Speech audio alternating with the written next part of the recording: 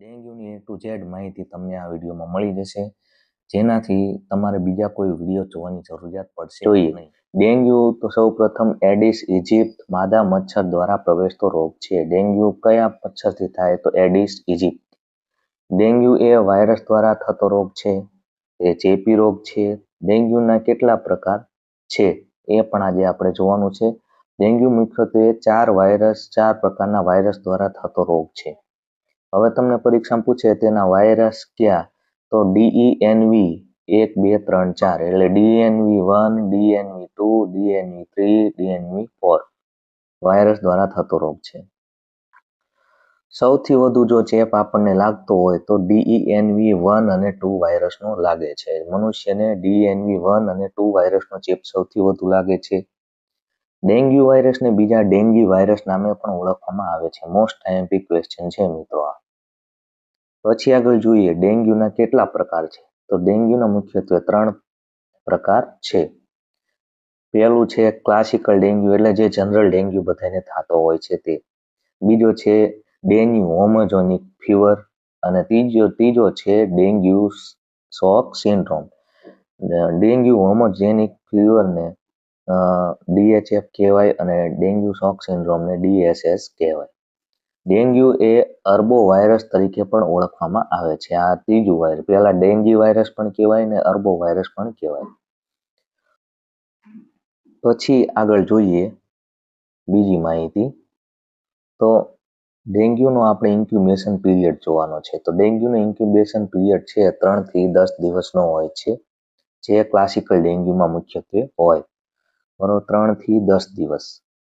લક્ષણો જોઈએ તો પહેલા ઠંડી સાથે તાવ આવે, સ્નાયુ અને સાંધાનો દુખાવો થાય, આંગળીના ડોડાની પાછળ દુખાવો થાય એટલે આંગળીનો ટેરવો હોય તેની પાછળના ભાગમાં દુખાવો થાય. પછી નવજાત શિશુ અને નાના બાળકમાં તાવ સાથે રેશ જેવી બીમારી પણ દેખાય છે. રેશ એટલે કે ઝાડા. ભૂખ ન લાગવી, ચામડી ઉપર લાલ ચકામા થઈ જાય, છાતી અને પેટથી શરૂ થાય છે એટલે આ લાલ ચકામારી એ છાતી અને પેટના ભાગમાં સૌ પ્રથમવાર થાય. પછી ડેન્ગ્યુ હેમરેજિક ફીવરના લક્ષણો તો તેમાં ચામડી તથા દાંતમાંથી લોહી આવવું અને નસકોરી ફૂટવી આ પહેલું. પછી લોહીની ઉલટી થવી, પ્લેટલેટમાં ઘટાડો થવો, વ્યક્તિનું લીવર મોટું થઈ જવું એટલે સોજો આવી જવો, હિમોગ્લોબિનનું પ્રમાણ વધે છે. એટલે આ જે હેમરેજેનિક ફીવરમાં લીવરમાં શરીરમાં લોહીનું પ્રમાણ વધી જાય, લોહ તત્વનું, હિમોગ્લોબિનનું. એના કારણે નસકોરી ફૂટે, દાંતમાં લોહી નીકળે, લોહીની ઉલટી થાય વગેરે જેવા લક્ષણો જોવા મળે. હવે આપણે જોવાનું છે ડેન્ગ્યુ શોક સિન્ડ્રોમ. શોક સિન્ડ્રોમ કોકને ડેન્ગ્યુ શોક સિન્ડ્રોમ પ્રકારનો રોગ થયો હોય તો શું થાય તો DHFના તમામ લક્ષણોનો સમાવેશ થાય છે. એટલે પહેલા આપણે જે જોયું તે તો થાય જ, સાથે સાથે બીપી ઓછું થાય, શરીર ઠંડુ પડી જાય, વ્યક્તિ રહ્યો એ કોમામાં જતો રહે, વ્યક્તિના શરીરમાંથી પાણી ઓછું થઈ જાય છે. પાણી ઓછું થઈ જાય એટલે વ્યક્તિનું મૃત્યુ પણ થાય. DSSમાં જ થાય એટલે આ રોગની અંદર જ વ્યક્તિનું મૃત્યુ થાય. હવે આની સારવાર શું છે ડેન્ગ્યુ રોગની તો આની કોઈ ચોક્કસ સારવાર હોતી નથી. આની સારવારમાં PCM આપવામાં આવે છે તથા વિટામિન સી આપવું. PCM અને વિટામિન સી આપવામાં આવે, પુષ્કળ પ્રવાહી આપવામાં આવે એટલે પાણી, લિક્વિડ, જ્યુસ વગેરે પુષ્કળ પ્રમાણમાં આપવામાં આવે. આ સારવારમાં એસ્પિરિન નામની ગોળી આપવામાં આવતી નથી એટલે એસ્પિરિન ગોળી આની સારવારમાં આપવામાં આવતી નથી. તો આપણે ડેન્ગ્યુની A to Z માહિતી જોઈએ. હવે ડેન્ગ્યુના જે પરીક્ષામાં પૂછાઈ શકે તેવા મહત્વના પોઈન્ટ જોઈએ તો ભારતમાં ડેન્ગ્યુની ઓળખ 1945માં થઈ સૌ પ્રથમવાર. તેનો પહેલો કેસ 1956માં તમિલનાડુના વેલ્લોર જિલ્લામાં જોવા મળ્યો હતો. પછી આગળ જોઈએ DHFનો પ્રથમ કેસ 1963માં કલકત્તામાં ફાટી નીકળ્યો હતો. ડેન્ગ્યુની હાડકા તોડ તાવ તરીકે પણ ઓળખવામાં આવે છે.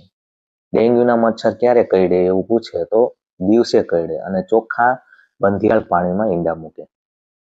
ડેન્ગ્યુમાં ફોગિંગ દિવસે કરવાનું હોય છે કારણ કે દિવસે જ મચ્છર કરડે એટલે દિવસે જ ફોગિંગ કરવાનું હોય. સાયફેનોથ્રીન અથવા પાયરેથ્રમ નામની દવા આપવામાં આવે છે. સાયફેનોથ્રીન તથા પાયરેથ્રમ નામની દવા.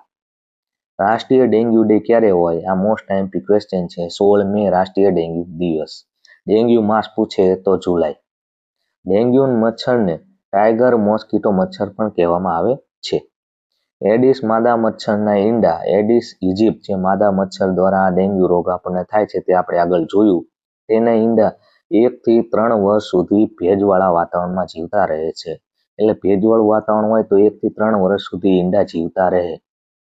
ડેન્ગ્યુની રસીની શોધ 2018માં મેક્સિકોમાં થઈ હતી. ડેન્ગ્યુના પોઝિટિવ કેસમાં પોરાનાશક કામગીરી કરવાની હોય કે કઈ રીતે કરવાની હોય? તો અઠવાડિયા સુધી કરવાની હોય, બરોબર. તેમાં પત્રક નંબર 1 અને 2 ભરવામાં આવે છે. આ બધી પરીક્ષાલક્ષી માહિતી છે મિત્રો. આમાંથી પ્રશ્ન 100% પૂછાય જ. એડિસ મચ્છરને ઓક્સિજન લેવા માટે સાયફસ ટ્યુબ હોય છે. એટલે સાયફન ટ્યુબ હોય તેના દ્વારા તે ઓક્સિજન લે. આ ટ્યુબ રહી પાતળી અને લાંબી હોય, બરોબર.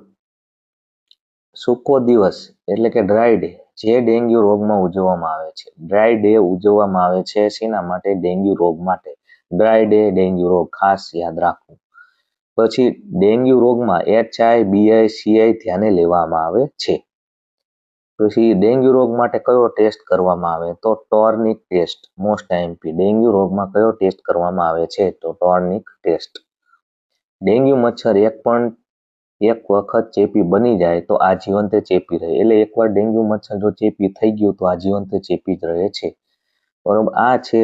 અને ડેન્ગ્યુને મોસ્ટ આઈએમપી ડેન્ગ્યુ રોગને એન્ડેમિક રોગ કહે છે. એન્ડેમિક એટલે કે તે રોગ ચેપ દ્વારા ઓછો ફેલાય, એટલે કાયમ માટે હોય છે આ રોગ.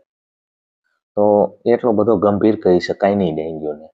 તો આ હતી ડેન્ગ્યુ રોગની A to Z માહિતી. પરીક્ષામાં આમાંથી જ પ્રશ્ન આવશે, તો આ ખાસ વાંચી લેવું અને યુટ્યુબ ચેનલને સબસ્ક્રાઇબ કરી લેવી. હવે મળશું બીજા રોગની માહિતી.